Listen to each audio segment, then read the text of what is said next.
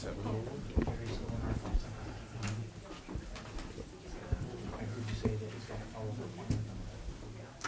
not He's still in the hospital.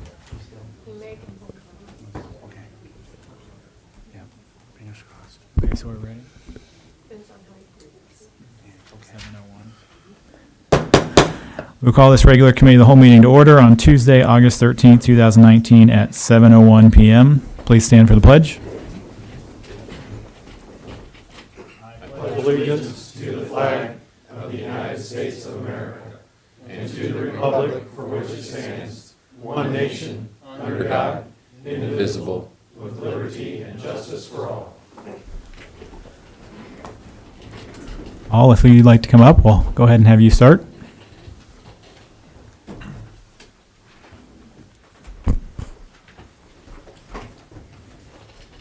I was here tonight because marijuana dispensary is going to be on the agenda later, and I've been a medical cannabis patient for over a year, so I'm interested in a dispensary being in town so I don't have to drive out of town and spend my money local.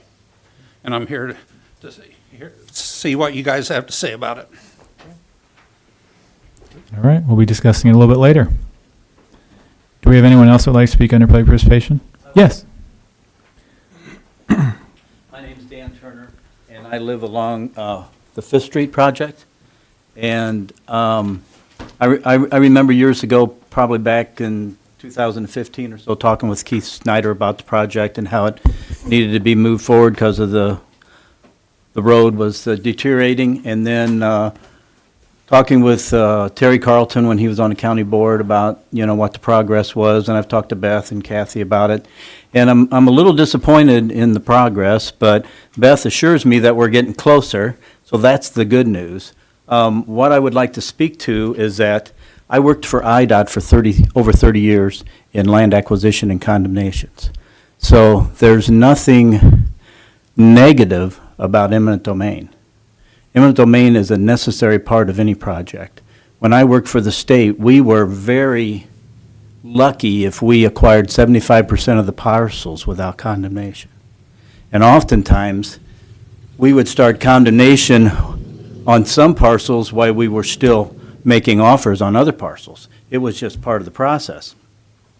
Eminent domain is for the public good. It's for completion of the project. We rarely got 100% of our parcels signed. I bought right-of-way for over 25 years for IDOT and have bought right-of-way for another 10 years with a private concern. So I have a lot of experience with eminent domain.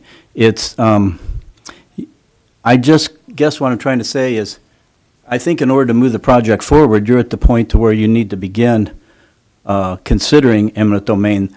The washboard board of Fifth Street, as you drive out there, is very rough. Another winter driving on that is going to be even worse. And really, the longer you wait, the more the cost is going to go up. The cost goes up. So what I would hope is that the process would begin. The 60-day letters would be sent, though, so that the petitions could be prepared and the parcels can move forward with condemnation. That's my concern. Yes. Would you talk to us about why everyone that hasn't signed needs to be sent one of those letters of condemnation?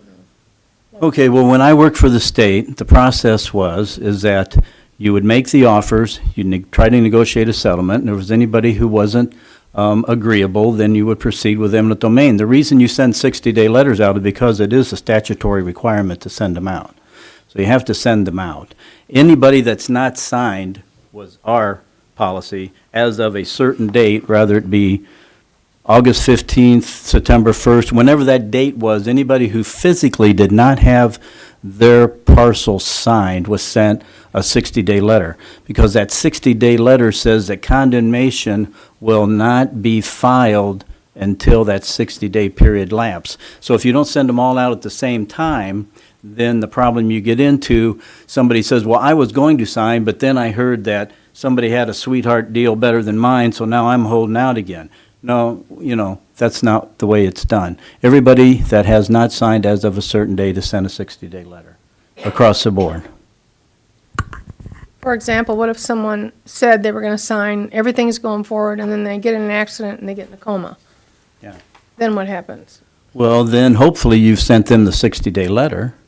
If you sent them the 60-day letter, the project goes forward. If you haven't sent them a 60-day letter, then you have to go back and send them a 60-day letter. And then that date when you can initiate eminent domain is moved back until those 60 days lapse. That's the reason you send them all at the same time. Some people call it a necessary evil. Some people don't like it. But like I said, I bought right away 474 around Peoria. I bought 155 coming down from Morton. And all of that was acquired, of course, as this is, under the threat of condemnation. And it's a necessary evil. It's not without just compensation. If they don't like the offer, they have the opportunity to get their own appraisal. And then when it goes to court, their appraiser can testify along with your appraisal, or can testify. And then the judge or jury decides on what the amount of compensation is. Okay? That's what I'd like to say. So, thank you. Thank you very much. Is there anyone else who would like to speak under public participation? Okay. Before moving on, we're going to take off number 21 off this agenda. It will be brought up again in 2 weeks, and that's just because of the amount that we have on this one. So moving forward, we have the approval to hire a new Lincoln police officer. Chief Adams? Thank you, Mayor. We have gotten a resignation letter from Officer Kyle Beach. That's going to be effective August 25th, so August 26th, we're going to be down an officer. That'll make us down 2 at this point on the street. And when you're down 2, it makes it hard for people to get time off, et cetera. So we want to make sure we get this process moving as quickly as possible. So I'm just asking for the council's approval to go ahead and hire another officer off the next Fire and Police Commission list once those are available. Any questions? Regular agenda. Regular agenda. Okay, thank you. Appointment of new Lincoln Fire Inspector. Chief? I've had a vacancy for several years in the fire inspection division. I have an ISO, which is the Insurance Service Organization's evaluation coming up on Monday. It would greatly help the evaluation if I had a third inspector. I did put up a notice. It's a chief's prerogative who he picks. It doesn't have to be a Fire and Police Commission thing or anything like that. I selected James Cosby. He was the only one that showed interest in the position. He's qualified, he's passed his probation, and he'd be an excellent choice. Any questions? Place that on the regular agenda. Yes. Okay. Appointment of Jonathan Parker to the Civil Service Commission. I will say I do not know this individual personally. He reached out, wanted to participate in a commission, and he specifically requested that one. So he's definitely very interested in Civil Service Commission. Mr. Welch. Thanks, Mayor. I believe that the vacancies that have been created on that Civil Service Commission, I've heard individuals that are part of that question whether we need to continue to even have the Civil Service Commission. And I believe Walt has some, you spoke about this in the past, correct? I don't know. Not to put you on the spot. Yeah, I don't know the exact details, but to remove ourselves from a civil service position or job, it has to go to a referendum and be voted on by the public to remove us from that. So other than that would be the first step. Other than that, the civil service is a necessary committee to have. Correct me if I'm wrong, though, we don't have very many individuals that are part of that Civil Service. Just our street department staff. Okay. Mr. Bateman. Well, this question's for Emily and the sheriff back there. I believe the date to put a referendum on this next ballot is October.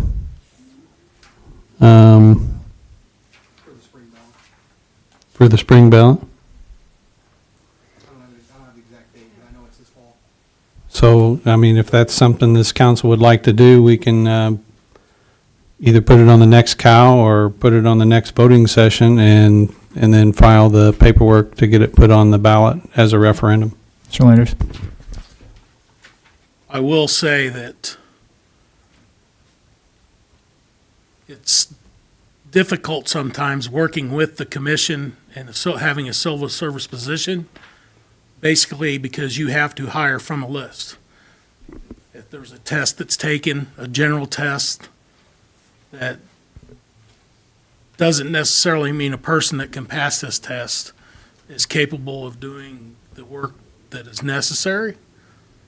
I mean, we've been really lucky over the past 4 people that we've hired, and we've been very lucky with the skills that they have.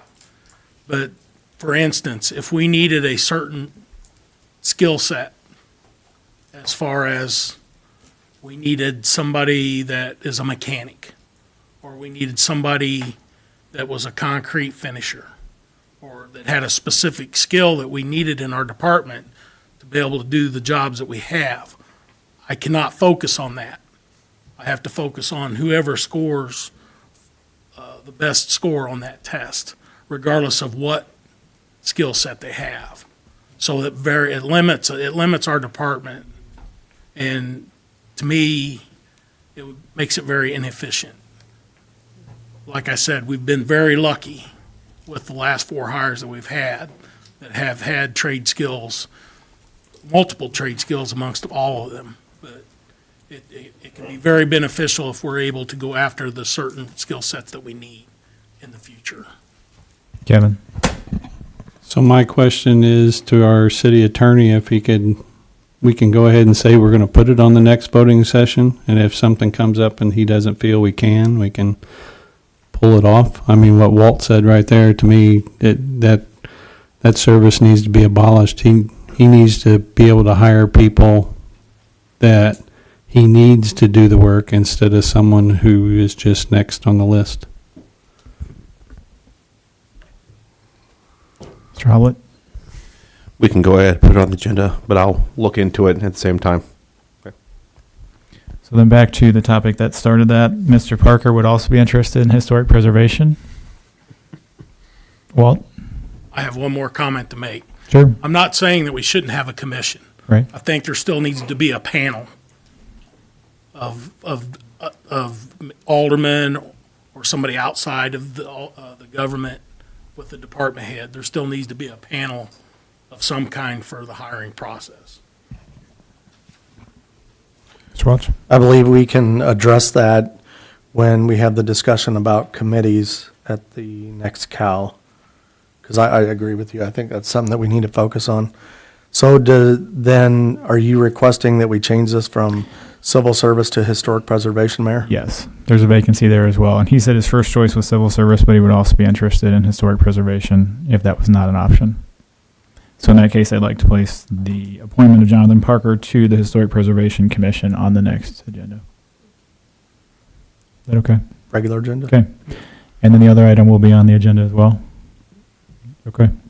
Yes. All right, then moving down to the next one is, this is just briefly, it's basically just letting you know that there's a mayoral appointment of, and I talked to Mr. Parrott about this, and this is with Illinois American Water, and also let Gabe know in the back.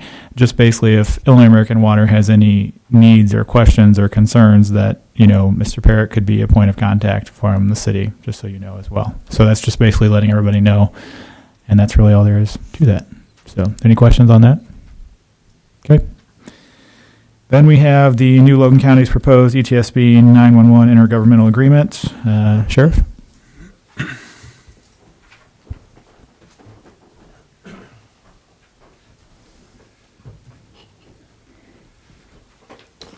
Hi, everyone. Thanks for having me.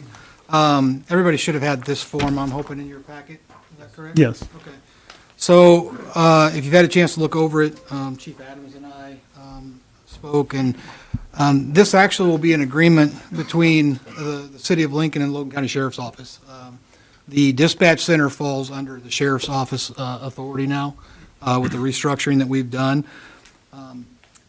Basically, the City of Lincoln already has realized this year a savings already of $8,864.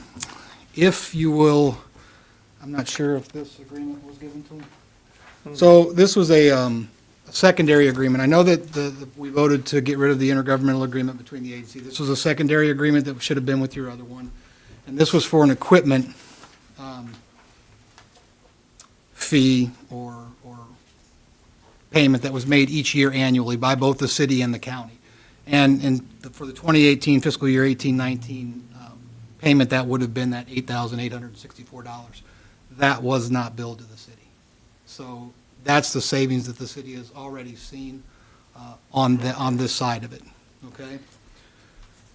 After a lot of discussion about maybe some of the needs and improvements of the Logan County Dispatch Center, Chief Adams and Chief Janowski and some other department heads had a meeting and spoke, and our dispatch center needs to grow with personnel and with supervision. It's one of the things that we've had some issues with. One of the things that the city and the county both pay for is the dispatching services. While it's very important, 911 calls obviously take priority. Logan County has operated in the past with only 2 dispatchers. So in the event a 911 call comes in, those dispatchers are working in tandem together to dispatch rescue, dispatch fire. At the same time, city police officers, other issues, county deputies are making traffic stops or conducting other business, and that sometimes diverts the attention of the dispatchers so that there's not enough people simply in the dispatch center. What we've decided is that by adding 1 dispatcher to this equation, we then put a supervisor in that dispatch center during the busy hours of the day. Now, whether that's from 10 a.m. to 10 p.m. or from noon to midnight, we're going to have a supervisor in there. After midnight, calls tend to drop off significantly. I'm not saying that things don't happen after midnight, obviously they do, but a majority of your traffic is off the roads, so there's not as much going on. Long story short, we're able to add a dispatcher, and the city and the county both will see an annual realized savings in fiscal year 20 of $15,488. And we've added an additional dispatcher with supervision in the room. State's Attorney Hauge has drawn up a mutual aid or an intergovernmental agreement. I think it was submitted so that you guys could review it. And it's written in such a way that there's an equation in there that we don't have to change it every year. It's a, have you not seen it yet? Okay. I don't think we've got that. Well, okay, so State's Attorney Hauge has that with all that legal language written, and I'm sure that they'll be able to speak their language and talk about it. But basically, he's got the equation in there that we're going to have to account for union raises. It is a union shop, the dispatch center is, so we negotiate, it's a collective bargaining agreement. And whatever that ends up being annually, that if they get raises, that will go up and can be included in that intergovernmental agreement without us having to come back every year. We can do it that way. I'll take any questions if you have them. Chief? First off, I want to thank the sheriff for actually going through all the work and taking this back underneath his wing. Splitting up the dispatch and allowing another agency to kind of oversee a lot of the things that we need, and it's important to us as law enforcement and firefighters, et cetera. We need to make sure we have the proper supervision, and it's done in a way that benefits the taxpayer, because ultimately they're the one that's paying for all this. The sheriff has done a lot of work over this last year and has really saved a lot of money.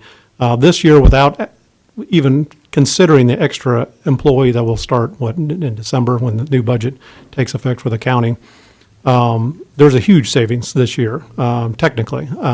But the thing is we got this agreement to go through.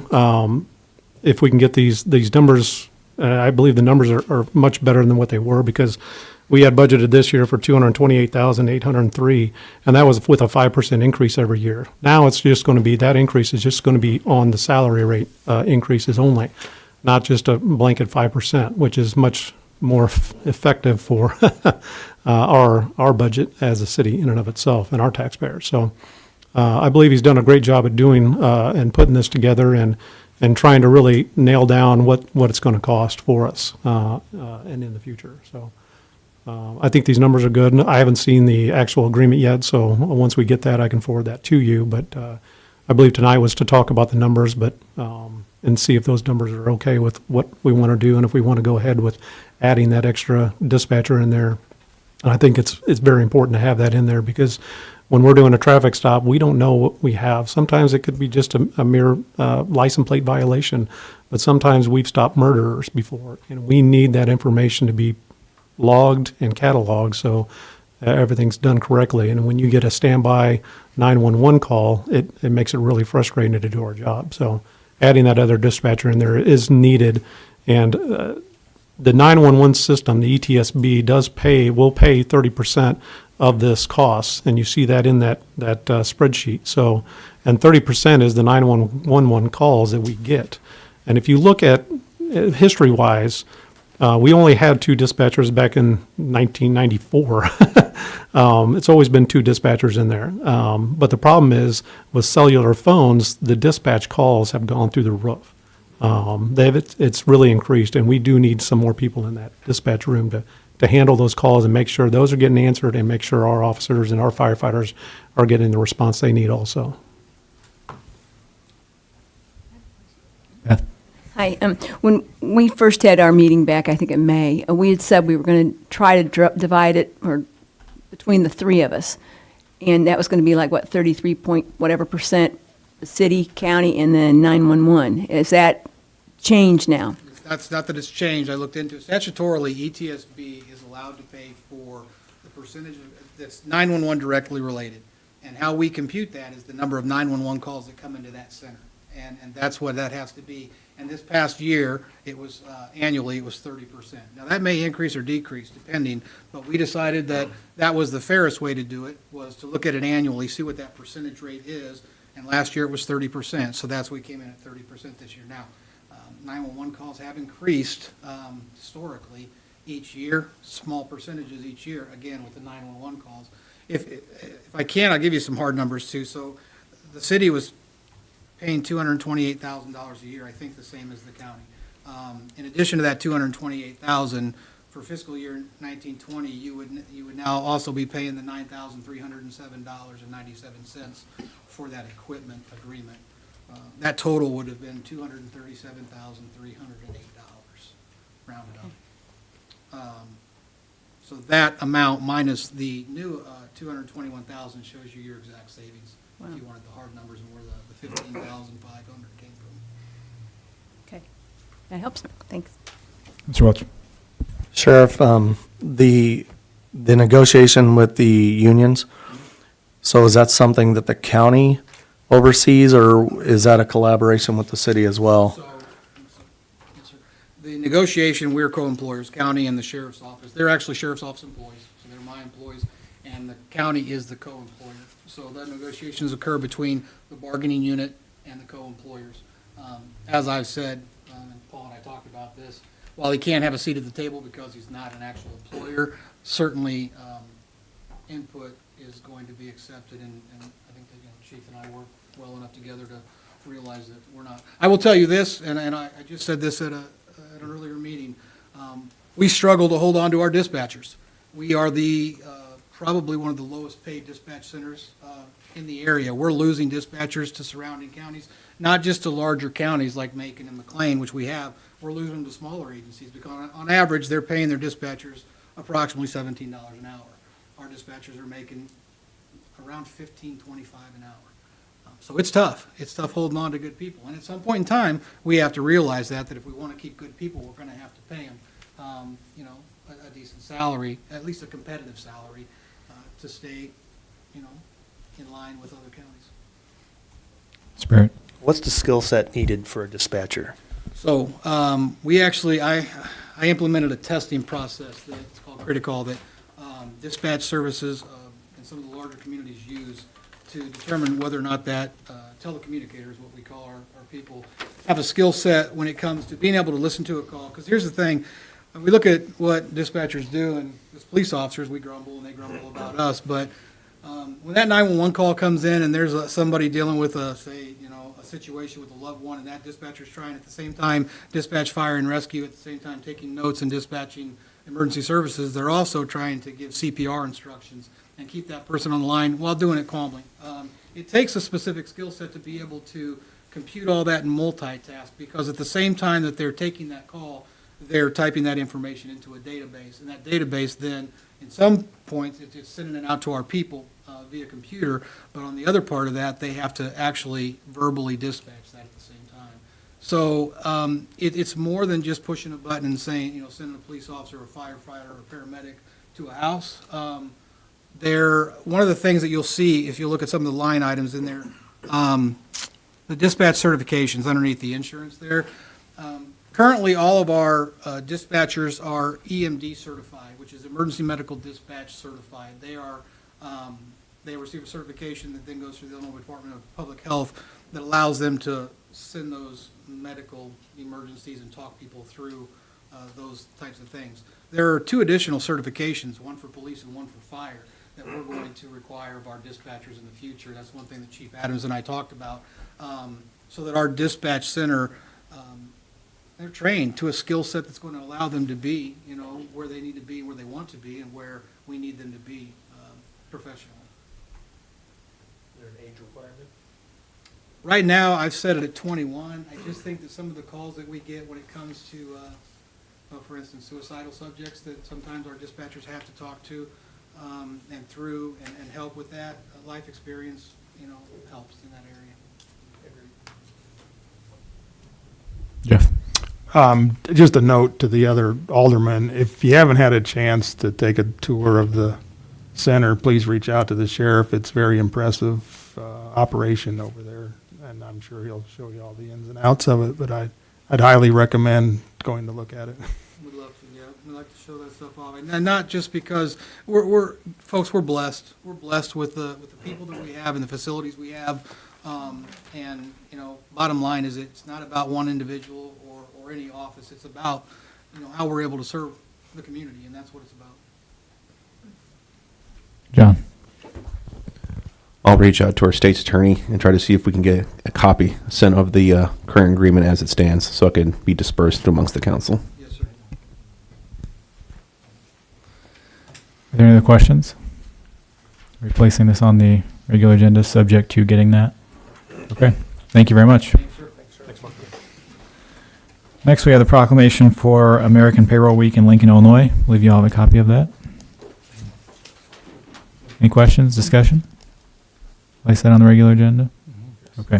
Consent or regular? Consent. Consent, okay. Loan ordinance for the Union Street lift station. Questions, discussion on that?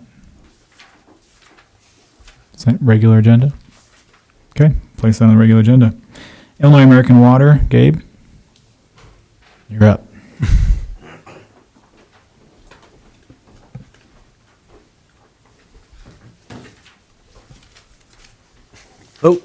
Does everyone have the letter of intent, I assume? Yes. Yes. It was part of the packet, yep. Great. Some of you may recall for the last 2 or 3 years, as the city was having a new building for the street and alley department, we have a piece of property that the road goes through currently, and trying to go back and forth about how we're going to handle giving the city access to that. And then also there's a piece of property behind us that the city owns that we are interested in to expand our yard, kind of a win-win. And we had looked at doing a swap, acre for acre, actually 3/4 of an acre for 3/4 of an acre. I won't go into a lot of commentary about how that kind of didn't come about, but it's going to be cheaper for American Water for us to just purchase the property and give you guys a permanent easement rather than doing a swap. And so the city council had voted a number of years ago about the swap, and it's stalled. So now we have a letter of intent to you to purchase the property and do a permanent easement. American Water picking up all the costs of that whole process. Anyone have any questions? John? I think this might be a matter that would require a resolution or ordinance for the city council to vote on. Okay, and my question is American Water taking care of that, or is this the city going to be doing this? Doing the resolution? Yeah. Because sometimes I see the companies do it themselves, and sometimes we do them. Presumably, we would do it. I just need to know within the next few days, as Thursday is coming up here, the latter part of Thursday, what I'm going to need to put on, and create for the docket on Monday. I would leave that to your best judgment. I mean, I All think right. if you guys will do it, it'll be done quicker. Understood. Well, then we'll go ahead and make it up then. Okay. Perfect, thank you. Any other questions or discussion? Place this on the agenda? Yes. Okay. Thank you. So place it as an ordinance on the agenda. Okay, very good. Thank you. Next, we have the request to permit the Rail Splitting Association to utilize Postville Park for the annual Rail Splitting Festival. That'll be held on September 21st through the 22nd of 19, with setup beginning on September 20th. They're also asking that streets be blocked off surrounding, and permission to use city water, electricity, and the old voters building, as well as to allow the Boy Scouts to dig fire pits for cooking food, etc., with the pits being restored afterwards with replaced sod. Questions, discussion? Place this on the consent agenda? Okay. We have the request to permit the Lincoln Community High School Sidewalk Chalk Art event on Thursday, September 19th, 2019, from 8:30 a.m. to 8 p.m. on the city square in celebration of the homecoming parade. Questions, discussion? Oh, I'm sorry, Walt. The Park District has done this in the past, is that correct? Yes. So I know there is a few of the downtown businesses that have concerns about having the chalk art done in front of their entries because it drags Right. residue into their businesses. So I would recommend that maybe they reach out to the businesses or try to find out who those businesses are so they can refrain from putting the art in front of those doorways. Right. We'll make sure and check on that. Other questions or discussion? Consent agenda? Okay. Yes. Comcast 10-year agreement with the City of Lincoln, effective September 1st, 2019. Beth, Tracy?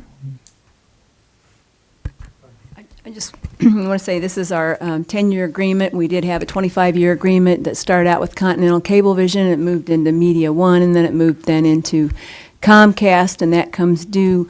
Last day is August 31st. Something we do for our citizens. We do receive a 5% franchise amount that comes back into the city for this. But Alderman Welch.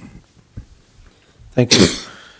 The most significant piece of this 10-year agreement is that Comcast would like to discontinue providing the broadcasting services for our meetings, the 2 voting meetings that they do. I had a call with Comcast, the representative from there. The line between the city and the college will still remain intact. The equipment will remain here. That is property of Comcast. The only thing that will change would be who operates the camera. The committee, the technology committee that the administrator and the mayor put together a number of weeks ago included myself, the administrator, the mayor, recorder, the chiefs. We all sat down there and had a discussion about it. And we think at this time, we're okay with the 10-year agreement. Everything looks good, and we believe that we can cover the broadcasting requirements. The Chief Adams and I are going to look into some other options so that we can continue to provide a broadcast stream over Channel 5. Although, due to proprietary reasons, they're unable to tell us how many individuals will be receiving that. But considering the line's already here and the equipment's already here, we just need to figure out who's going to operate it. So, I think there's more to come on that unless you have more to elaborate on that, Chief. No, I don't have anything more to elaborate. Essentially, we're just going to try to figure out a better, to fill the slot here. Somebody can operate that camera. Either we can continue using the Mevo device or just use that device. In one way, get it out on that Channel 5 and put it on our website as we have in the past. So I think we have some solutions in mind. So we're going to work on that in the meantime. Tracy? So, given that, I think the chief will agree and the administrator that we should consider removing item number 16 from the agenda at this time with the mayor's approval. I'm fine with that as long as the council's. Okay. So, Mayor, quick yes, I'm sorry, Steve. So is the 5% pretty standard across different municipalities, or is there other percentages that other cities are getting? Have we done any research on that? We have not. We haven't. We have not looked into other municipalities. I can certainly, or the administrator can certainly go back to the representative and ask them, although I don't know if they'll tell us, considering that's a contract between them and another community. I will tell you, one of the things that I was able to learn in that conversation was that due to the change in FCC laws, the individual that sits in the back of the room at this time is paid directly by Comcast, and we still receive our 5% as part of that franchise agreement. Due to the new law, the 5% we would receive would then have the amount for the individual deducted if they continued to provide it. So that's why we need to explore a couple other options as far as equipment goes. And that is also why we asked to remove item number 16, because that came, as you saw in your packet, with a pretty hefty price tag. May I say? Yes. I just looked through here, and on page 7 of the agreement, under 5.1.1, it says that parties acknowledge that at present, the Cable Act limits the city to collection of a maximum permissible franchise fee of 5% of gross revenues.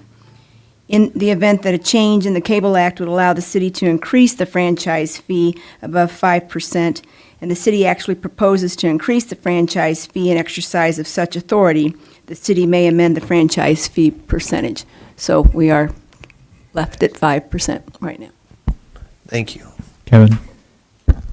Well, I think Tracy kind of answered my question, because I'm not in favor of paying somebody to operate a camera or video equipment when I'm constantly being told that, sitting in the back of the room for several years monitoring Facebook, and then people tell me on the street all the time they may not watch the meeting live. They go back to it and stuff. So I don't feel it's important to pay somebody to operate that camera to be on Channel 5, and I'm really not happy with a 10-year agreement with Comcast. I hate to be locked into a single provider for that many years. It was 25 before, now it's 10 years when you can go just a few miles down the road and get Mediacom or somebody else. So at this point, I'd be voting no for this 10-year agreement.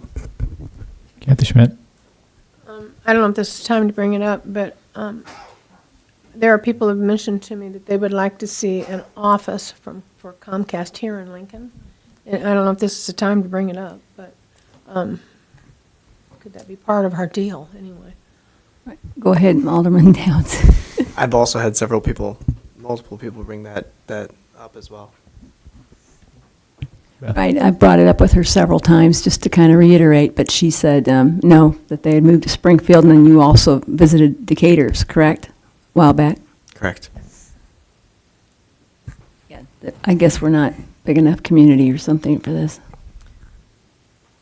Perhaps one of these other groups would consider us big enough. I don't know. I just know a lot of people have trouble, and they can't get an answer when they have trouble. No one calls them back, and it's been a real situation for a lot of people. Mr. Conzo? Thank you, Mayor. I don't want to get going too much on Comcast, but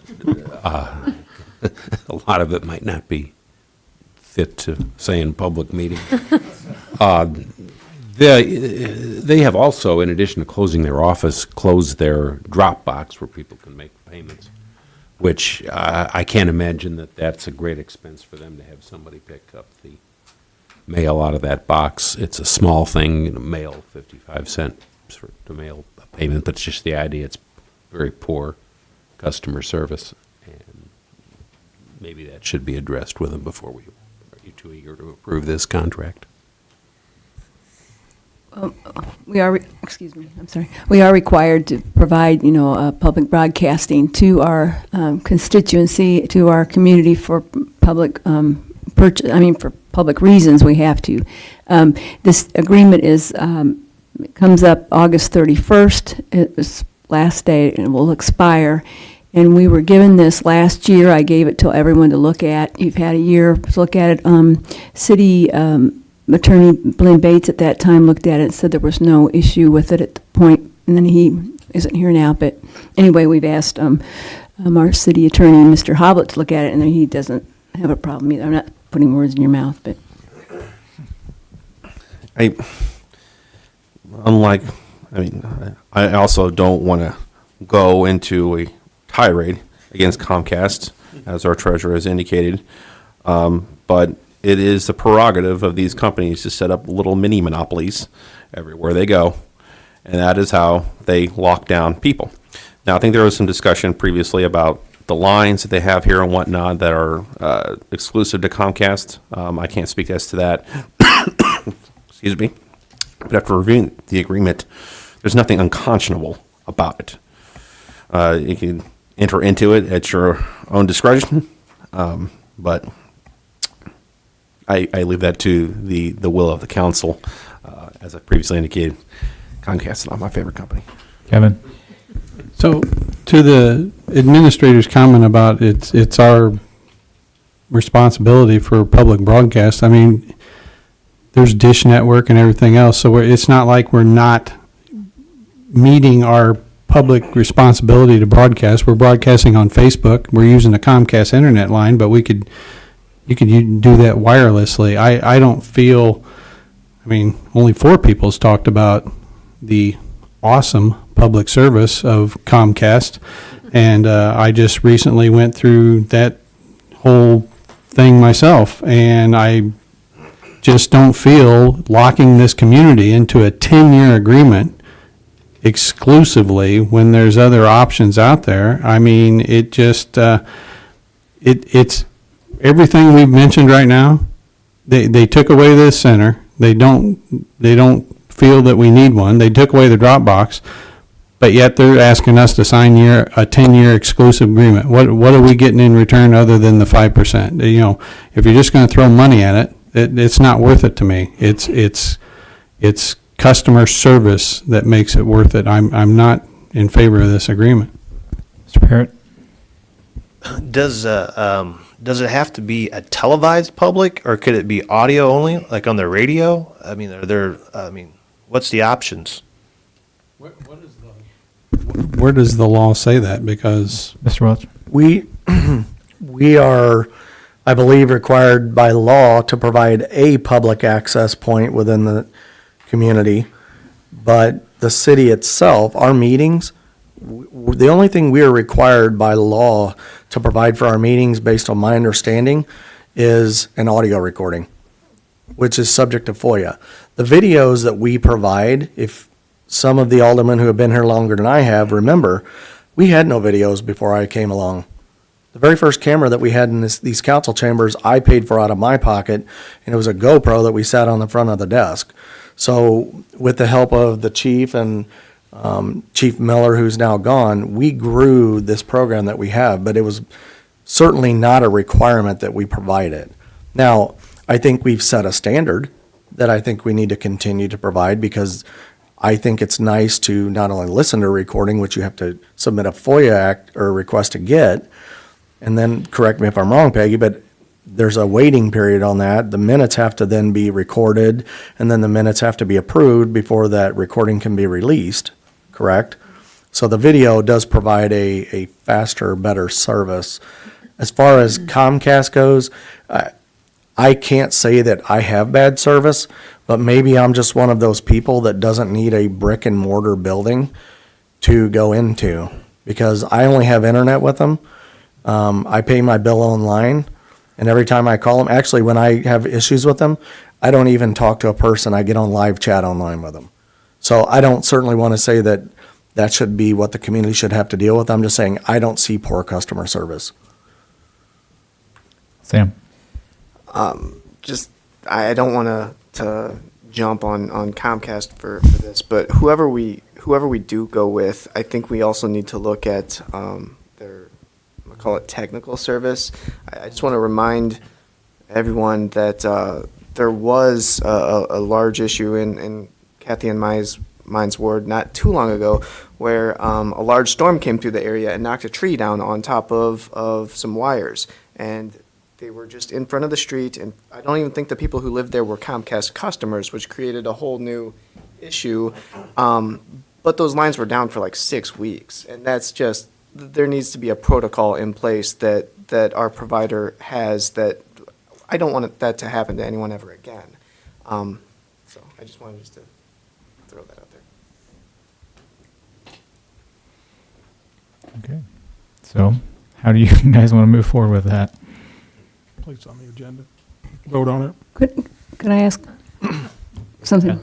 I was going to ask City Treasurer Conzo how much you think approximately we get per year in franchise fees. We have been getting about $210,000. I've noticed the last couple of quarters that's declined a little bit. So I don't know if that's going to hold up in the long term, but that's what we projected. And I don't think that's unique to Comcast. I think that cable has competition from things such as Alderman Bateman described, and I don't know a lot about how all those work. That's really different from cable. I just know that there are more options, and as a result of that, we see a decline in that, just as we've seen a decline in other sources of revenue where public usage of those things has declined. Chief Adams? To answer your question earlier, I'm looking at Urbana's agreement, franchise agreement. Theirs is also 5%. Comcast has a template out there that says 5%, so that's generally what they're doing, looks like across the board. In here, that's a 10-year agreement with Urbana. Also in here, I saw that they have a requirement for at least a local office or point of contact either in the Champaign or Urbana area, so that may be something we can ask for, but everything else looks the same as ours. Sam? I don't like contracts. Is there a shorter contract option? Does that have to be 10 years? That's a long time for any agency. Certainly is. Well, it doesn't have to be any years, to be honest. We could go out for bid and ask. We could choose not to renew it and then open up the door and let any other company that chooses to take a presence in the city come in and compete for customers and try to grow their rates, which I'm not saying is a bad thing. I think many of us who are sitting up here learned as we went through the trash franchise agreement that people like to have a choice, and I don't blame them. But as Treasurer Conzo said, just know that in taking that step and not renewing this contract, we then eliminate a $200,000+ revenue stream for the city. Because the other companies that come in are not going to offer us a percentage on that. There's no franchise agreement in place to even provide that revenue. So just something else to consider in that. Oh, may I add too? That was another thing, the condition with the three-way, that we were going to do an agreement again with Lincoln College would be during the tenure of this agreement with Comcast, be for 10 years with Lincoln College. And we have to have that in place in order for it to get the streaming or something. I don't understand all the technical part of it with Lincoln College, but they're going to be the site area, and it's worked well right now, and they're leaving 4 spots, Monday, Tuesday, open for 7 p.m. till whenever we need it to air our city council meetings.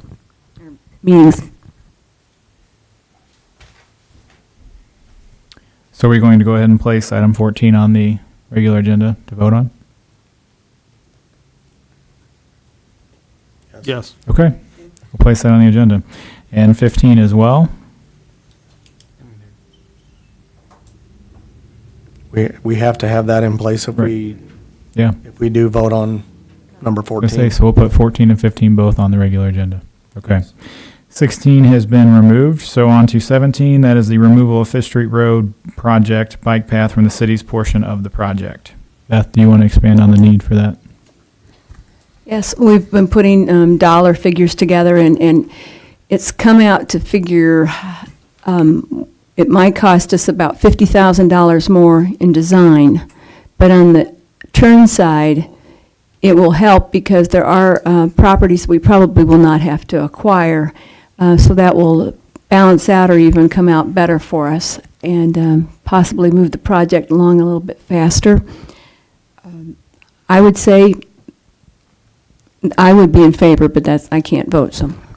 I think in addition to that, removing that will also make continuing operations for certain businesses along that route much easier, and we do not want to harm our businesses, so please keep that in mind as well. Kevin and Tracy. I just want to point out, we're wording it as removing the bike path. There was never going to be a bike path there. It's a berm of grass for the potential of putting in a future bike path. So in saying we're removing a bike path is kind of, in my mind, not properly worded. It's just, we're removing, I don't know how many feet of property that is needed to require that maybe someday down the road we might put in a bike path. There's not even anything in this proposal to even put gravel down for a bike path. It's just a berm of soil that we might be able to put a bike path on in the future. Alderman Bateman, I disagree. They do have bike path in the design, as well as they are going to scale that down, and they will continue to do that to help the property owners close by, but it's not going to, they're going to have the approval from the city council for them to move forward on this. And it will be, I believe, a cost savings to the city. It doesn't sound like it at first, but it will be. And there possibly are properties that aren't going to be affected. And like you said, also some businesses that won't lose some of their frontage. Tracy. Thank you, Mayor. So I agree with the administrator and Mr. Bateman about this topic. So the bike path, what we're really talking about here in this item is the design itself.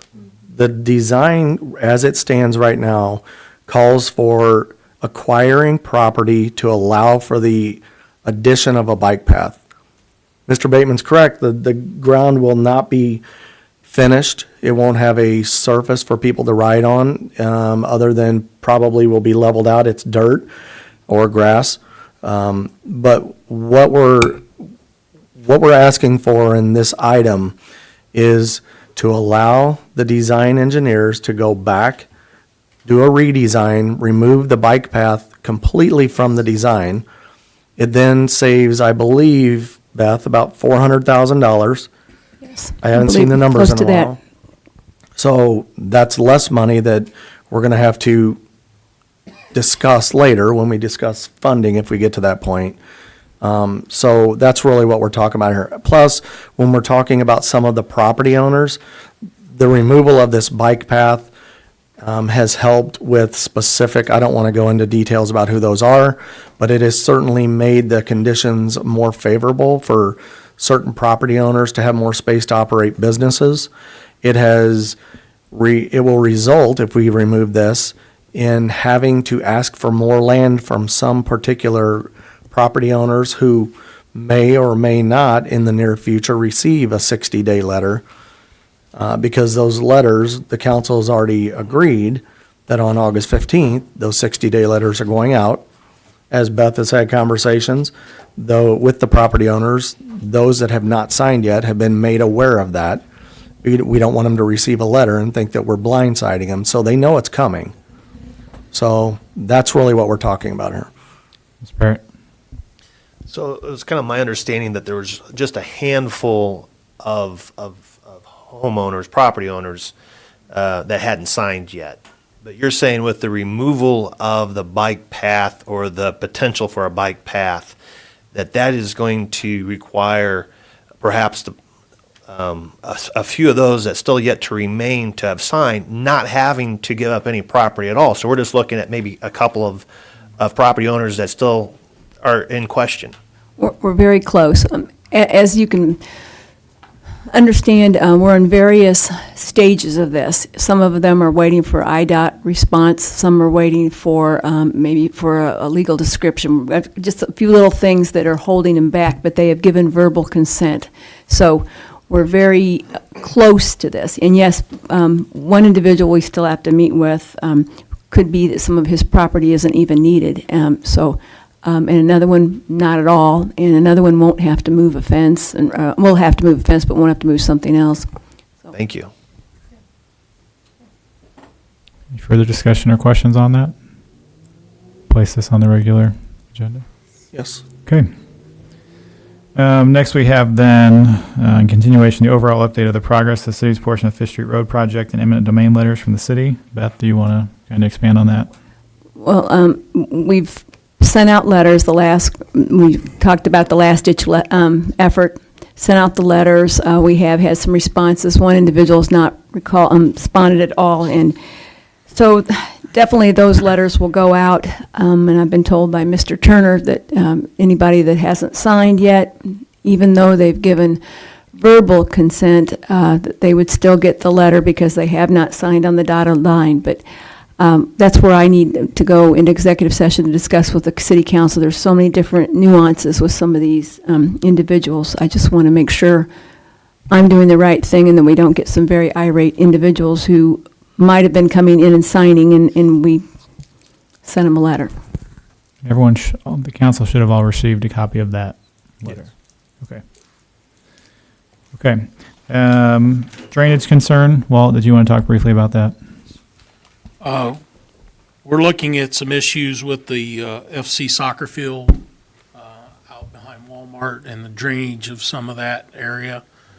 I don't think we really have enough information at this point to really discuss or have an effective discussion about that tonight. So I think we need to table this and try to gather some more information and staff have more discussions before we move forward with this. Very good. Thank you. Proposed new liquor ordinance. Peggy, did you want to start with the comment? No. Okay. Does anyone want to start with that one? Put it on the agenda. John, did you have a comment? I'm sorry. There was some requests for some legal research the last time we were here, given the fact that the liquor statute, liquor ordinance, sorry, the liquor commission statute is pretty in-depth and complicated. My research is still ongoing on that. If you guys want to put this on the agenda, I'm hoping to have any research completed and submitted to you. I'm looking to avoid a scenario where we had countered last time that if the council does pass this, I don't have to come in and do an amendment to correct the previous ordinance later. Okay, so essentially that's my 2 cents for the council. Peggy.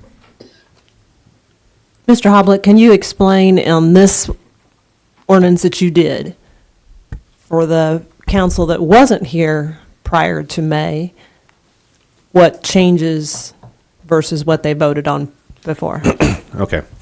For an explanation, real quick, of essentially the proposed changes, there's some changes in regards to the in its current iteration, increasing the licensing fee for a liquor license for those that participate in gaming. Okay. And I believe Mr. Hopeful, last time he was here, not to put words in his mouth, indicated that was going to be a step process, where in 2020 it would increase a certain amount, and then in 2021 it increased by another amount. There was also the removal of the 30% reporting requirement. Now, that particular, the stuff I've just mentioned in regards to the increasing of the liquor license fees, that's all new. Okay. But the removal of the percentage reporting requirement was on the old ordinance that was originally, I believe, proposed. Any reporting requirements were removed. And the original ordinance that was on the previous council that was proposed. And then some discussions happened, and then that particular requirement was changed. And on a subsequent liquor ordinance that was eventually voted and passed, a 30% reporting requirement for revenue sources other than gaming, I believe was implemented. Having said that, and then thereafter, the amended ordinance that were essentially done to create said, or rectify said errors, given the fact that very long and voluminous ordinance was kind of pushed through pretty quickly, and which had naturally errors on it that need to be rectified. Having said that, the Liquor Commission has desired sort of the removal of the 30% reporting requirement. Again, I'm putting words in their mouth, but as I recall in the meeting, that was what was discussed. And again, the additional requirements for fees, was also discussed and implemented as well. Kevin. Does that answer your question? Sorry, Mr. Bateman, I didn't mean to, but does that answer your question? Okay. So I lengthened out that discussion last week, and after reading our ordinance several times and looking at other ordinances from other municipalities, if it's brought forward in its current written form, I would probably be making 2 amendments to that. One would be to keep with the removal of the 30%. As a business owner myself, there's too many ways to get around that. I just don't believe it's a necessary evil. Mr. Hoblet even commented that we would be the only municipality that would ask that. And then the other one is I would hope that we could amend it to, instead of having a stair-step process, we just come up with a flat fee, make it a simple ordinance, so that once we pass it, we're not coming back to it months and years shortly after trying to amend it. Steve? 2 things. One, it's not easily maneuvered around. You got sales receipts that they have to provide to the state. They can't go around those unless they're going to go to jail. 2, there's other municipalities that do require this. So to say a blanket statement that none require that, not true. We can look for more, across the state of Illinois or wherever. 3, we just passed this not all that terribly long ago, and now we have a committee coming in, submitting an ordinance change that has very little to do with gaming, other than they're going to have to collect receipts to determine if they're going to get to keep their liquor license. A liquor commission should not be putting forward an ordinance on gaming and then having the council approve it when the council just less than a year ago approved the one that we currently have. Makes no sense to me. John? I'd like to provide some clarifications on some comments. I believe the last time we were here, I indicated that I had not seen any reporting requirements of the municipalities that I have looked into. There are many municipalities within the state of Illinois, and it's possible that there are reporting requirements and a good number of them. Again, like I previously indicated, my research is not complete. Mr. Conzo? Thank you, Mayor. Just a point of clarification. The ordinance as drafted, assuming you're going to vote on it in this form, already has the provision requiring the reporting's already been stricken from that, if I'm reading this correctly. Is that not the case? Yes, and I think it was, I wasn't here last week, but the first time that Mr. Holful spoke on that, it was discussed that we would make an amendment to it to strike that out, but with the chance of, and as I believe as Alderman Bateman had suggested at that time, to make it 30%. So it was going to be, whatever was voted on would have been amended as well, to strike that out, or to leave it in that form as the previous form, or to make it other sales and not, however, I can't remember exactly how you worded it, Kevin, but. I think, doesn't our current ordinance or something talk about food or whatever? And if we're going to leave that percentage in there, it is much easier to report other sales than try to figure out what's food, what's not food. So that was one of my suggestions last week was if we are going to leave that in there, make it a much simpler way of reporting, and it would be up to the Liquor Commission to collect those receipts, so that when a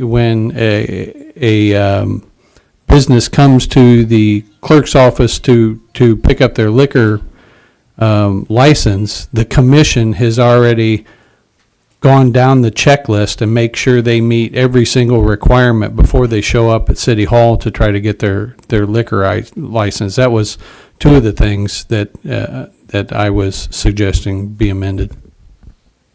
I would be in favor of Mr. Bateman's suggestion as not to stair step it, but just to go ahead and start with the final amount per machine. Chuck?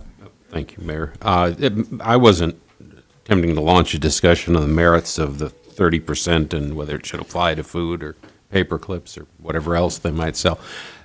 My question was, the draft of the ordinance as written, if I understand it, unless there's been one that I haven't seen, completely strikes the yearly sales summary as it is written. Is that not correct? Okay.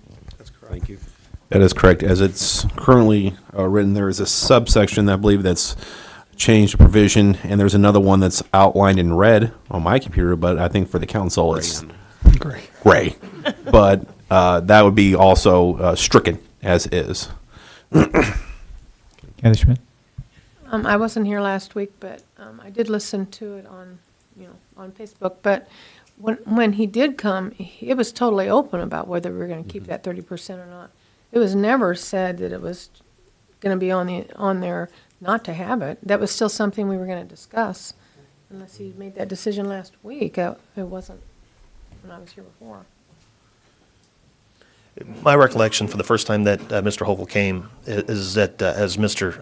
Hoblet had mentioned, as if we were to vote on it next week, it would strike it. What we'd have to do is amend it to remove that addition or to change it to other sales. John? If it is to be voted upon, let's say next week, the amendment would have to be done, and passed first before it could be incorporated. So if you're going to amend the ordinance as is, then you just need to let me know. Well, then, my strong suggestion is to go to either leave it in as is, or leave it as it originally was and remove their addition, or to make it, as Mr. Bateman had suggested, other sales. And I'm not directing you, and you're going to have to get guidance from us. Right. And so it will be a no vote unless that happens. Again, council, I can't stress how my research is incomplete at this time. I feel like if you move to vote on this, you're kind of putting the cart before the horse, so to speak. My request is to table this and put this on the next cow, which will give me more time to essentially effectuate what is necessary. Because let's say if we go in and after my research it concludes that a percentage requirement is inappropriate, that kind of answers our question. And I feel horrible for you, Mr. Hoblet, because what I don't like is what this entire process took place. We have this liquor commission that goes and has you write a ordinance, and then it comes to the council when it probably, in my especially since this was just voted on less than a year ago, and now you're in a tough situation. We've already voted on this less than a year ago, and now we have the Liquor Commission coming in, having you do work prior to this council voting on this, which we just voted on not too long ago, and now it's causing you it multiplies your workload, and it's not fair to you, it's not fair to the citizens, and I'm not terribly happy with this process. Thank you, Mr. Parrott, for the respect of my time, but it's part of the process. In order for the council to see as to what they're going to be voted on, they probably need to have an ordinance. For example, eventually, when the committee structure is decided upon and is put forth before a vote, I will probably try to have an ordinance prepared for the council so they can look at as to what they're voting on. So that and if the council doesn't pass that, then yes, that's.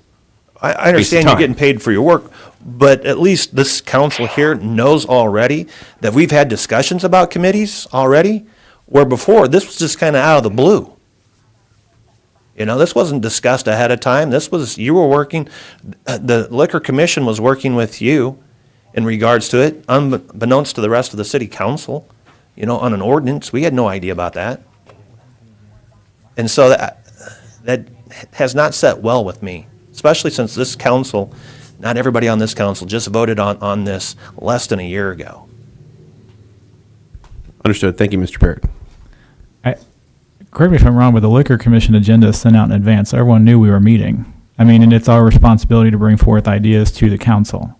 So I'm not sure what you're referring to. Well, I'm not for sure that we knew exactly that there was an ordinance being written on the change of it. Now, you might have had some discussions and stuff that is an ordinance, And it's just When we suggestions and ideas brought forward. It's not going into place. You guys are the ones making the vote on it. So that's our job as the commission to have those meetings and bring forth the ideas to you. So I don't think the Liquor Commission did anything wrong necessarily by having him propose an ordinance for you to vote on and have this discussion. We weren't saying you have to vote on it or not. It's up to you.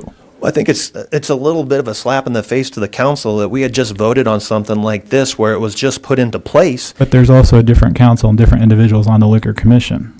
So it's a little different from that respect. You got a half a different council and different Liquor Commission. So there's different opinions and insights. And that's why it was brought forward again, so that everyone's on the same page and has equal insight. And that could go for just about any ordinance that's ever written. Not arguing that at all. Yeah. Well, thank you, Mayor. Any ordinance or agreements that are drafted, they're always subject to revision. It's not the Constitution that you're talking about here. It's it's a city ordinance, state law, city ordinance, federal law. They're always subject to revision with each new council or each new session of any legislative body. There's nothing at all unusual about it. You don't like what they suggest, you don't have to adopt it, but it's certainly not out of line for them to come forward with that. Kathy Schmidt.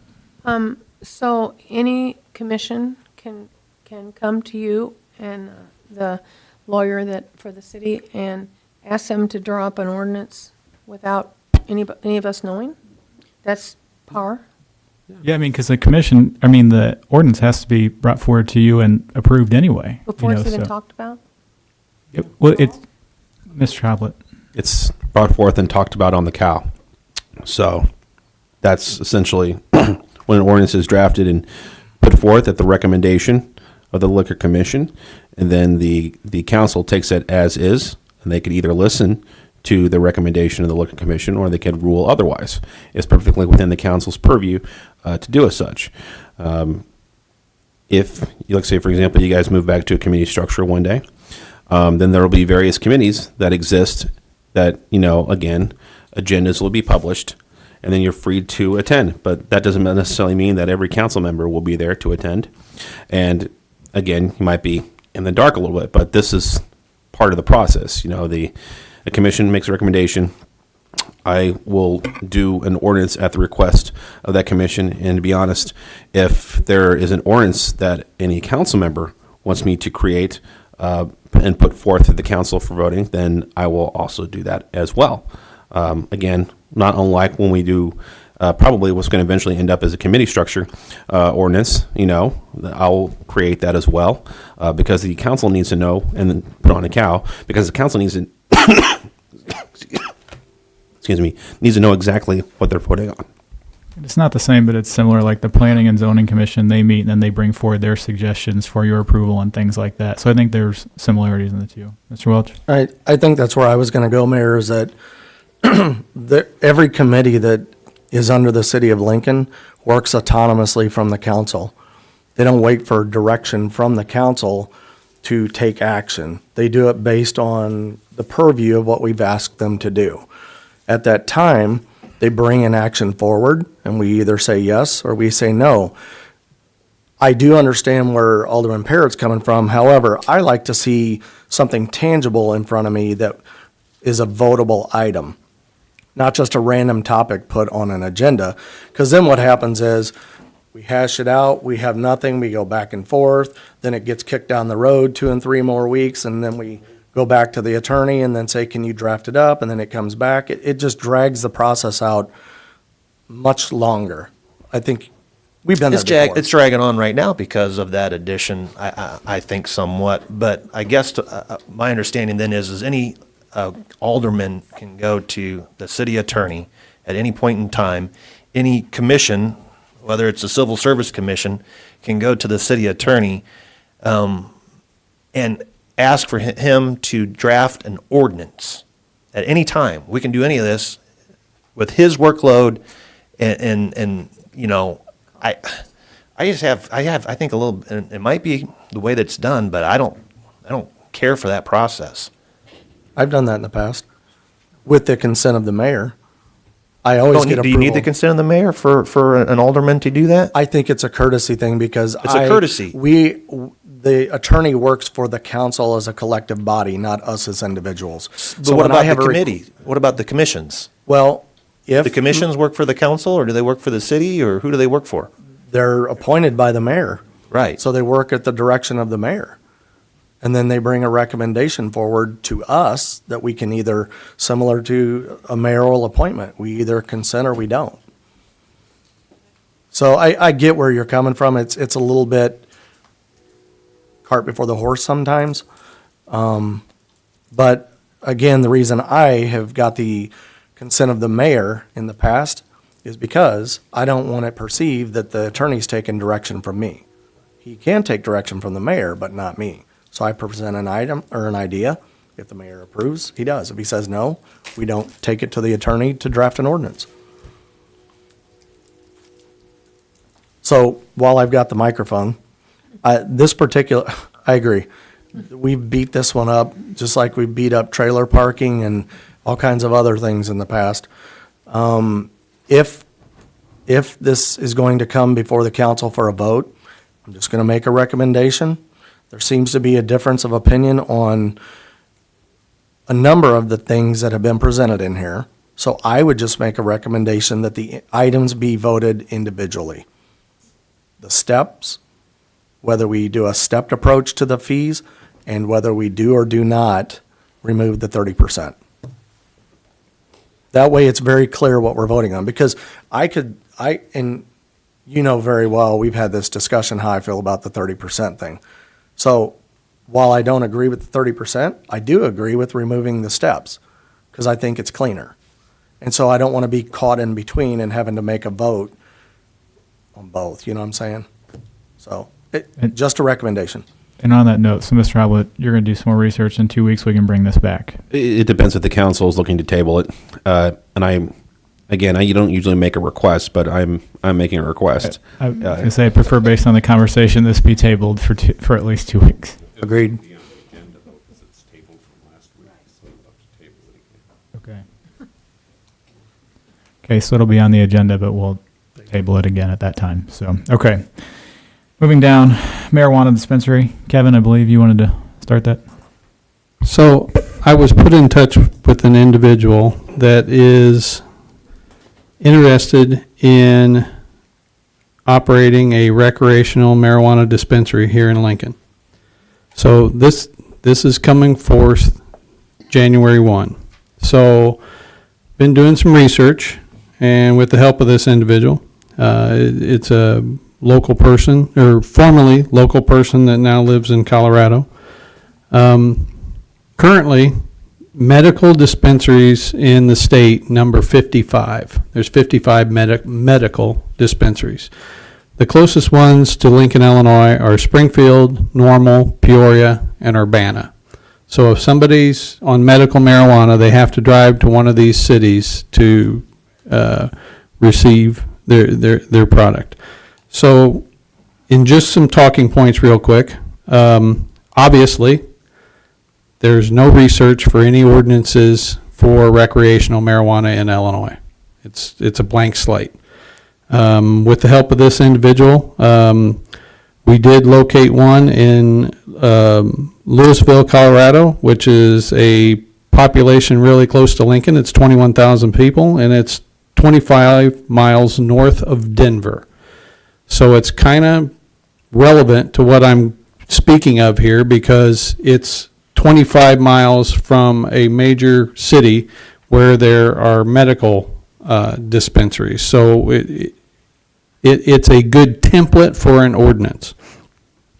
Some of the things that the state is looking at is they may not grant one to Logan County, but in looking and reading the ordinance that the state has passed, it does look favorable for one for Logan County, probably only one. There wouldn't be multiples, so if the city of Lincoln doesn't allow this, I'm sure there'll be another municipality that would probably jump on board with it. The rules and regulations for recreational marijuana are extremely strictly controlled by the state of Illinois. The ordinance at Louisville, Colorado changes very little from their state. So if the city of Lincoln passes an ordinance, we would have a few things we could tweak, but just for the person to operate one in the city, to one, be granted the permit from the state, and then operate under the state rules, it's a very strict regiment that they have to follow. So some of the things that are in this, in their ordinance is the zoning rules for dispensaries, not located within 1,500 feet of each other or 1,000 feet from a school. We could amend those. Operations at hours, 8 to 10 p.m. The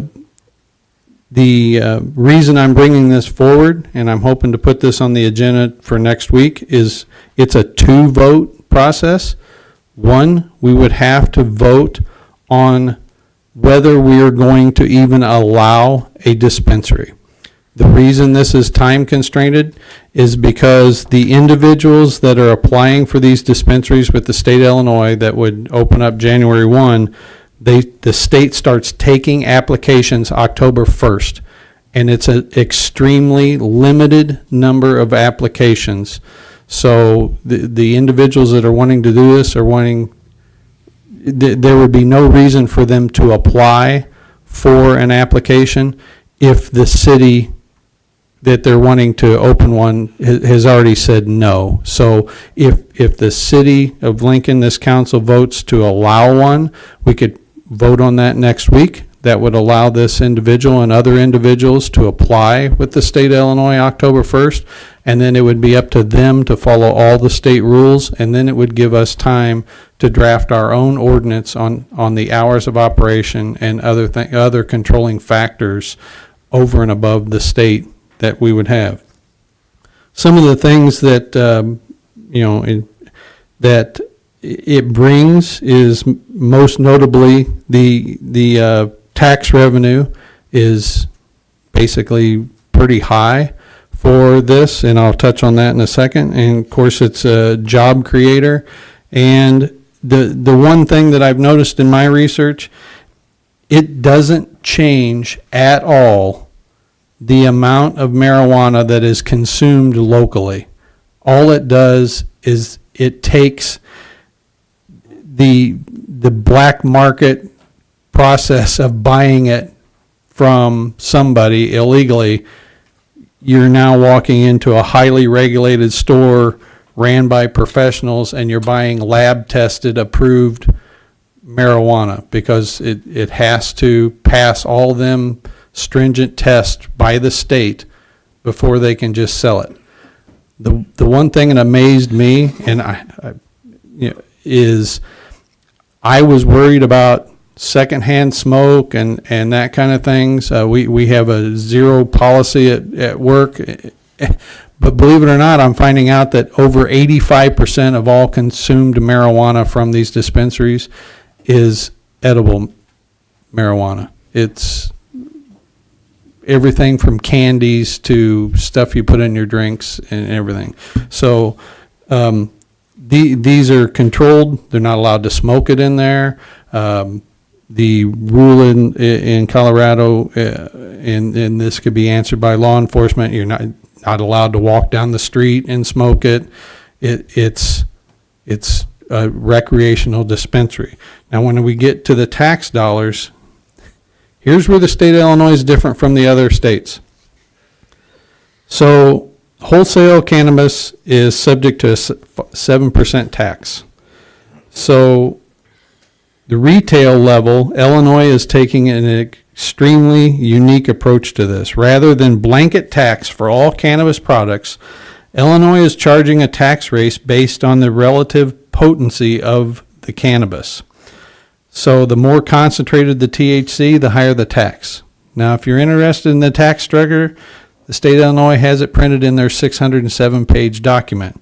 It goes like this: 10% tax above the 7% will be on any THC 35% or less.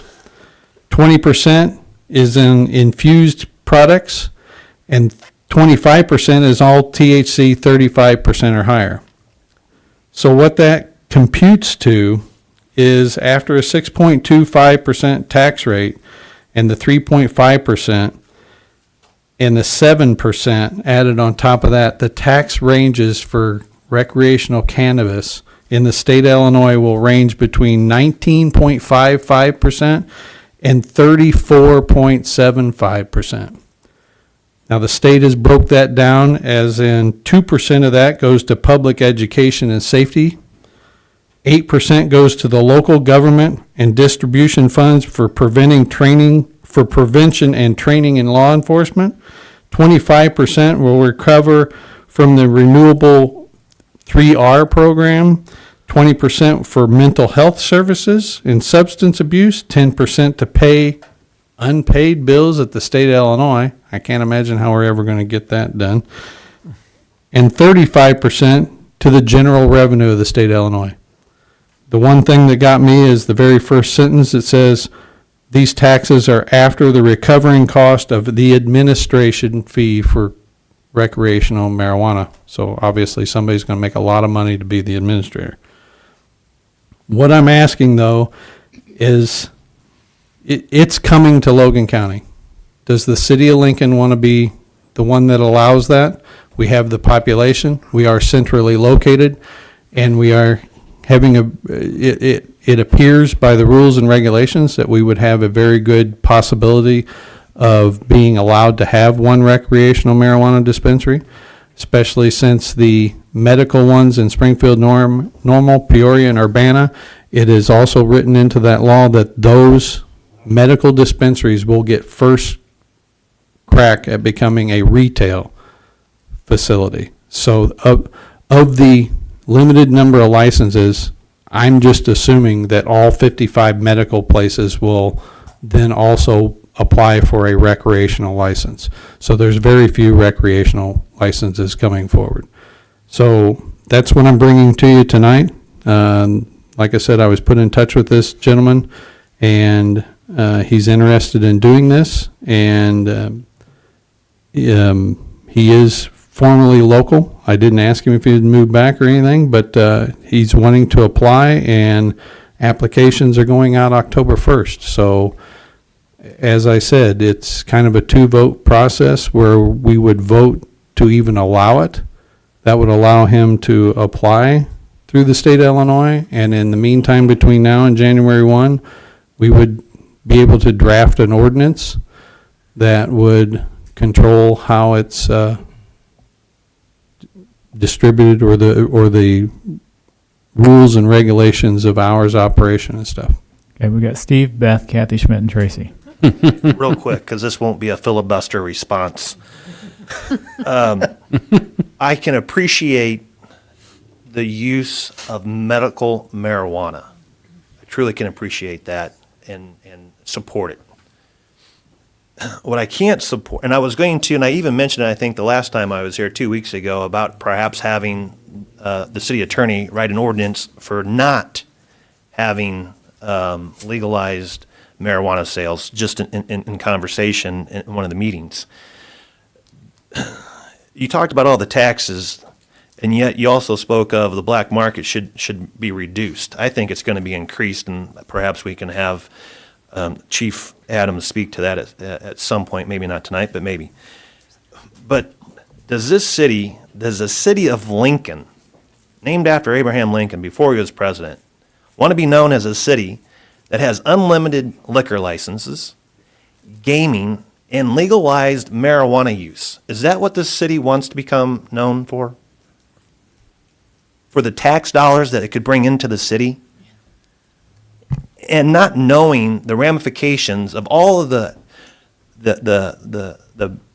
bad that can come from gaming, can come from legalized recreational marijuana, and actually in the food form, it's where it's most abused by people because they don't really quite get it. They don't understand the consumption and the effects that it has on them. And then also unlimited liquor license. Is that what we want to become known for? The city of Lincoln. That's it. Beth? Okay, real quick, I'm going to make this fast too. That gentleman contacted me too here about a couple months ago, and he would be great as far as coming in here, bringing employment. He will be moving here, but he said probably, like you said, the 55 that are already in state are probably already taken by the medical already, but he would probably be fitting into the May 1st letting. So if that's the case, if that's what you want to do, we've got a little bit of time yet. We got Kathy and Tracy, and then I'll come back to you after that. Yep. And then Ron. Sorry. Kathy. I just totally agree with what Stephen said, and I'm all for medical, but I don't agree with the other at all. So I don't know how it's separated. I don't, I haven't studied it, but I couldn't quite understand with what you said, how they were, if you got medical, do you have to have recreational or whatever, but I'm totally against the recreational. So. Tracy. So, correct me if I'm wrong, perhaps Mr. Bateman can correct me.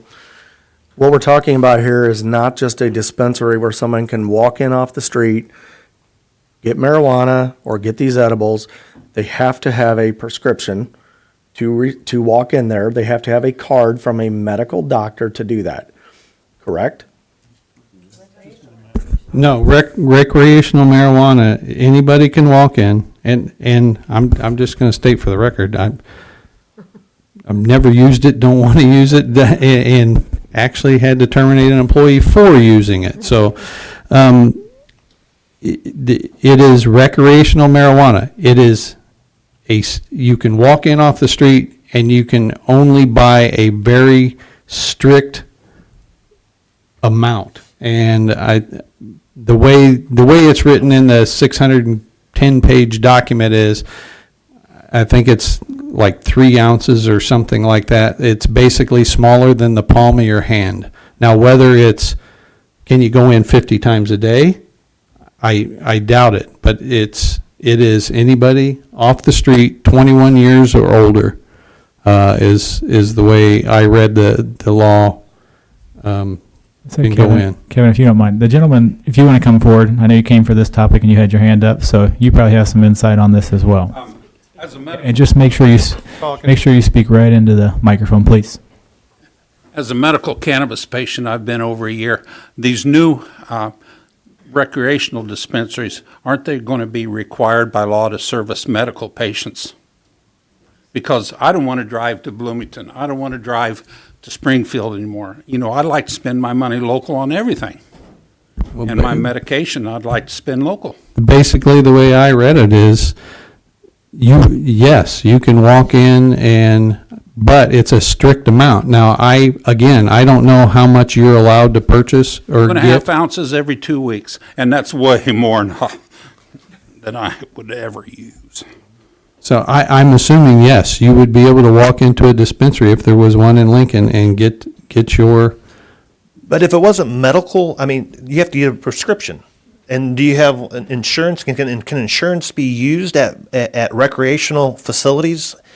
That's an issue that probably needs to be bared out as well too. Because I respect medical marijuana use, but if it's not the case that in a recreational facility that you're going to be able to use your insurance cards and you're going to be able to use it that way, then it's not going to benefit a person with medical issues because you don't need to have a medical issue to use it My insurance recreationally. doesn't pay. I pay strictly out of my pocket. So then it's not for, then you No. wouldn't have a need, I mean, Well, medical you would, but we wouldn't have to have a need for a The medical. taxes for medical's lower, and, the price would be lower. And I assumed that the new recreational dispensaries would have to service medical patients like myself. Okay. I could be totally wrong in trying to read 610 pages, but it sounds like to me, from what I read, that insurance doesn't pay for. But there's a lower tax in which they could The- do. the Tax rate's prescri- lower. The prescription is basically so Mr. Adams doesn't stop this individual and he's got less than 2.5 ounces, he has a prescription for it, is the way I think the way I read the prescription thing. I could be wrong, but I don't know of any insurance that actually pays for the marijuana. Mr. Keller? Thank you, Mayor. Say, Paul, you can stay there if you want in case you have any other insight, since you're here for the topic. So we're just going to go around if you want to stay there. So everybody in this room obviously has a opinion on marijuana. We all know this was coming down the pipes, and here it is, and it's facing us, and we have to make a decision. We all have I think, an opinion on this. I know my college students do, believe me. And I think that I don't want to come from a visceral gut reaction in making a decision here. And I know there may be a timetable on this application process, but I think it would behoove us to really get all the information we possibly can, because this is a potentially volatile issue, but it's also potentially good money making if we go down that road. And I think we need to hear from people like Don Cavey, the Logan County Health Department director, who has some definite opinions on it. I want to hear from Chief Adams, who probably has done some individual research and would have some opinions on this. And I think we need to make an informed decision, and I think this is a good discussion, and I appreciate you bringing this up. And we need to have this discussion, but I certainly don't want to make a very hurried decision on this, because I think there's a lot of pieces in the puzzle I think we need to consider before we make a decision. Mr. Howlett? I understand that you've been working from an individual, Mr. Bateman, working from an individual from Colorado. I would think that any ordinance that would be drawn up would be based upon his experience in Colorado. Just to clarify, every now and then IML.org will release templates of new laws, for ordinances for new laws that are being passed. Okay. And I'm just kind of waiting out to see if we get one of those templates. And if so, then I will go and use that to put forth an ordinance as indicated. But I believe what Mr. Parrott also indicated as well, from what I've gathered from the statute, that does not stop a municipality from passing its own ordinance stating that marijuana would not be allowed. You'd still be subject to an ordinance violation. Chief Adams, do you have any insight? I've got a lot of insight. This is one of those things the Illinois Chiefs really fought hard on when it came through the legislation, but unfortunately, it's been shoved down our throats. It's going to happen. It is happening. We're gearing up for it. I mean, we got to figure out what we're going to do with dogs, et cetera, training, how we're going to deal with the onslaught of this. I mean, you're looking at alcohol, and it's going to be 3 times as worse because, as you've seen from the Illinois youth surveys over the last few years, marijuana use in our schools have been going up considerably. And it's because of social media and everybody's saying that it's not bad for you. Well, it is. It does. It's part of an addiction process, and we're taxing people on it to make money off of it. I don't think it's right for the state to do it, but unfortunately, it's here. We're going to have to deal with it one way or shape or another. We're probably going to have to look at hiring more officers and having more equipment to use, and it's going to cost us a lot more time and money because with any type of new drug, you're going to have more criminal damage, more property crimes, more thefts, more burglaries, more robberies. It's going to be a tax on our entire system. So how do you make up for that money loss? Sometimes you got to make the steps to at least try to get a revenue stream in some way, shape, or form. And not that I want it here in my town at all. I didn't want it in my state. We shouldn't have it in our country, but it's here, and we got to deal with it now. So I appreciate the sentiment from Alderman Parrott, and, this is a bad thing, but the bad thing is now we're behind the dime. So, how are we going to pay for it? And if this is one of the possible solutions to generate some money to help fund what we need to help, it may be worth at least a look at, so. Kevin? So, I agree with Steve. I'm not for it, but I also agree with Chief Adams. It's already coming. So we need to get ahead of, we need to take the steps on how we're going to control it.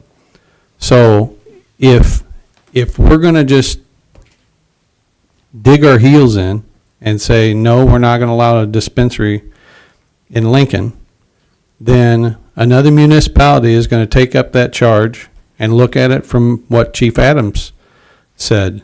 They're going to look at it as a revenue stream to pay for what it's going to cost to have it. Is it going to be worse at the very beginning? Yes, I believe so. What was hidden in the law, not that this, maybe Chief Adams don't know this, but what's hidden in the law is 770,000 inmates in the state of Illinois that have been convicted of marijuana charges. They may not be incarcerated, but they've been convicted. 770,000 of them would then have the opportunity to write a letter and have their record expunged because of that. Now, I work with a lot of young people, so this discussion comes up a lot. And the 55 dispensaries, that's going to happen. Where I disagree with Mrs. Cavalman is, yes, there is going to be a letting for licenses, but the licenses start October 1st. So the first people in line are going to have the better chance of getting them. There may not be one issued for Logan County at all, but there may be only one, and it may not be till May, but it may be January 1, depending on the circumstances. So the reason I'm bringing this forward is, do we want to get ahead of the game to where we're ahead of it for the first time instead of trying to fix problems that happened years down the road? This is the first thing in a long time that this council's had coming forward where we're the first ones. We get to make the rules, we get to make the changes, we get to control how it's happening. It's quite a large revenue stream. If you look at some of the revenue numbers out of Colorado, they're huge. We've all seen it on the news. That's why Illinois became the 11th state to pass this. It's a money-making thing, and we have to control it. So with that being said, I hope I didn't misspeak in an ordinance. I was just trying to find one to use as a template. I agree with our city attorney. I'm sure there'll be templates come down the pike, but I just was trying to find one and look at it to start a discussion of, this is how this city of 21,000 people, 30 miles from a major city, is dealing with it, and look at those things. It may not fit our scenario at all. It was just a template to look at. So again, I'm hoping sooner than later we can vote on whether we're even going to allow this to happen. I strongly believe it's going to happen in Logan County, and I just wanted to make sure Lincoln had a chance to stay on top of it first and look at possible revenue streams that would help fund law enforcement and other things. Tracy? So let me try to sum this up. I went out and did some research while Mr. Bateman was talking. Here's what the Chicago Tribune wrote about this law once it was passed in Illinois. Municipalities and counties may ban cannabis businesses within their boundaries, so we could choose to ban them. But because of the Illinois law, we cannot ban individual possession. What that means to me is they're going to get it regardless. They're going to go to Springfield, Peoria, Bloomington, anywhere that sells the stuff and is more progressive and allows it. They're going to get it, and they're going to bring it back here. The police department is going to have to deal with it, whether we allow them to purchase it locally or we allow them not to. So I could go either way on this one, but I do agree with Mr. Bateman that we should probably think about getting ahead of it. And if these individuals are going to bring this into the community and our costs to deal with that are going to go up, we should then figure out revenue streams to help cover some of those costs. That's just the recreational side. Medical will just get wrapped up in that, I believe, but I think we should at least have a discussion or a vote about whether we allow it or not. Kevin? One other thing I want to bring up, and it's very prominent in the Illinois law, and it's been, as everybody knows, I work for a very large company with hundreds of employees. The other thing this city council needs to determine is our own policies, because Illinois has made it very clear that the employer's rules trump the state law. So we're going to have to deal with this subject one way or another, because, we're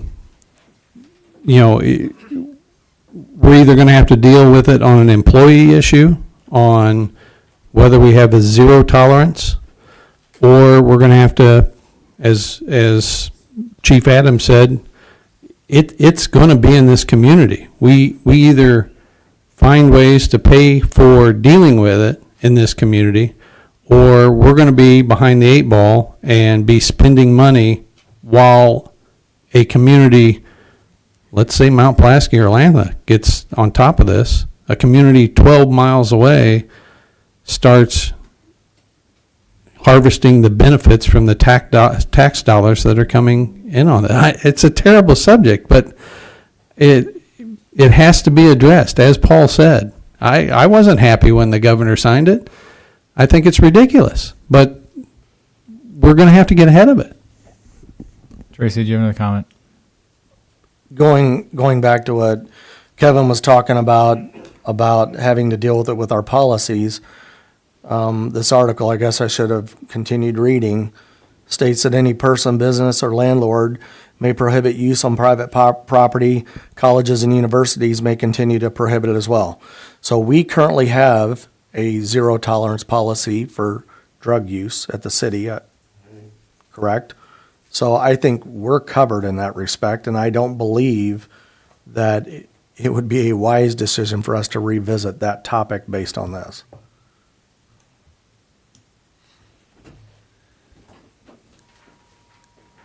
Mr. Conzo, I'm sorry. That's good. Thank you, Mayor. I think Alderman Keller's comments were exactly correct, and it's going to be something it's a complex issue, and it's going to require a lot of inquiry and a lot of research and probably a lot of discussion. I don't like to see this happen in Illinois either, but I understand the points Alderman Welch and Chief Adams made, and just in dealing with this realistically.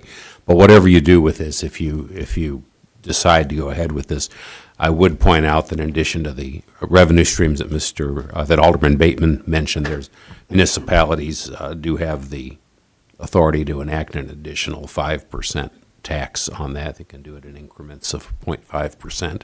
If you decide to do this, and I'm not necessarily suggesting that you do, but if you do this, I would certainly tax it to the maximum amount allowed by law. And also, I'm not sure what, as far as the licensing fee, if that exists or is permitted at the local level, but if it is, then I would certainly do that at the maximum amount allowed to, even though it's it's pretty grim to think about the cost that this will have, and no amount of revenue that we're going to get from these revenue streams, either through the state or locally, is going to offset the costs that are going to be incurred from this.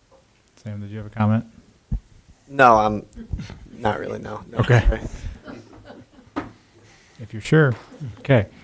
So then how do we want to? Are we bringing this up again in 2 weeks, or what are you guys wanting to do? Jeff? I think 2 weeks, I envision everyone's telephone ringing off the hook once this gets out, and yeah, probably tonight. So I think 2 weeks would be appropriate. Again, there'll be a lot of comments on this, I'm sure. Okay, so we'll put this on the next cow. Okay, thank you very much for your attendance. Okay, moving down to announcements, I've got 3 real quick. Jeff, I'd like to thank you for the chairs. I believe you brought all those. I'll comment on them. Yes, I was approached by a local business, the Dugan Center on 1500 block of McLean Street. That used to be Little Lambs. That individual was blessed with a large amount of chairs that were given from another business, and so I requested 30 of those, and they graciously gave 30 chairs to be utilized up here at the council. So that's where those came from. So Thank you very much. Also, Nyla, I believe, correct me if I'm wrong, there's ribbon cutting on the 20th, which is next Tuesday at 9 a.m. at the new Chuck's Glass. For those of you that don't know, they moved from Broadway Street to 221 South Sherman Street. And that will be next Tuesday at 9 a.m. So if anyone would like to attend that, that would be great. And I know everyone's already aware, but the balloon weekend is next weekend, and we need as much crew as possible. We still have 26 balloons coming from all over the nation. These people are excited to spend the weekend in Lincoln. So if you're out and about, you see pilots, people, please be welcoming and inviting and whatever else. But there's a lot of people that have put in their time and effort to make this a great weekend for Lincoln, including the library. The Oasis is catering a breakfast, so there's a lot of appreciation for those that have made this happen. So if anyone would like to crew, though, Friday the 23rd at the new, which was Holiday Inn becoming Comfort Inn, they want to show up, they can show up at 5:30 that Friday night at Comfort Inn, and I and the rest of the committee will assign them to a pilot in need for the entire weekend. So if anyone would like to help, please show up then, and if you have questions, let us know. Other announcements? Jeff? Thank you. I'm sure the council all received an email from the Greater Peoria Economic Council. If you read the report that was given, it was good size of report, but if duly noted was that they turned over 2 sites, one for the city of Lincoln and one for Logan County, to fairly large companies that are looking for sites. So they are, the Peoria Economic Development Council that we do pay into, they are putting our word out there that we have sites available. So I think that's very, very good news on their part. So. Other announcements? Oh, sorry, Beth and then Tracy. I don't want to step on your toes because you're the railroad guy, but or Chuck is. City treasurer. But I just want to tell you that there's 5 different sites we have: Tremont Street, Broadway, Pulaski, Clinton, and Decatur, that are proposing to put an incremental train control system in, and the other safety improvements for a 90-mile-per-hour operations. But at this time, the train speed will not exceed 90 miles per hour. Just a reminder that although this weekend is technically the third Fridays will be the fourth Friday this month to coincide with the Balloons Over 66 activity. So that will take place Friday the 23rd in downtown Lincoln. Do you guys still need help with the glow? Weekend after next. Do you need help with the glow still? We will take any volunteers that we can get for the glow. We need individuals to basically help inside the perimeter to keep spectators out of the balloon area, basically because of the city insurance issues. So it is Saturday night, 24th. and we will. I think it's being advertised that the glow starts at 8 to 8:30. Roughly 8 to 8:30 ish. I'll probably be down there with Morgan at 6:30 and somewhere. It will be very imperative that people stay off because 26 balloons is going to be very tight on that lot, and we're trying to put on a show, so the pilots really appreciate people staying off of that as well. So the more help, the better, and you want people there at what time? 6:30 at the latest. 30. Okay. Beth. Real quick. Today, we had the privilege of meeting 8 new China students, students from Lincoln College that have come from China. Sorry. Anyway, it was really nice. And then the fire chief's office and then the police chief's office, they got to take a little tour. So. But they didn't get to go down the pole, though. Yeah, they're here for the foreign exchange program at Lincoln College. There were 8 of them. They were very excited to be here. They went to State Fair last Saturday. They brought me a little bag of goodies from China, so that was kind of neat. And I think they're going to be great students in addition to Lincoln for the time they're here. So if you see them, please be welcoming and inviting to them as well. Other announcements? Are we going into executive session? I would make a motion to go into executive session under 2C11, possible or potential litigation. Second. Mr. Welch made the motion. Mr. Keller seconded. Roll call, please. Mr. Keller? Yes. Mr. Haneke? Yes. Mrs. Horn? Yes. Mr. Bateman? Yes. Mrs. Schmidt? Yes. Mr. Welch? Yes. Mr. Parrott? Yes. Mr. Downs? Yes. 8:57, we will go into executive session. There will not be any future city business. Thank you.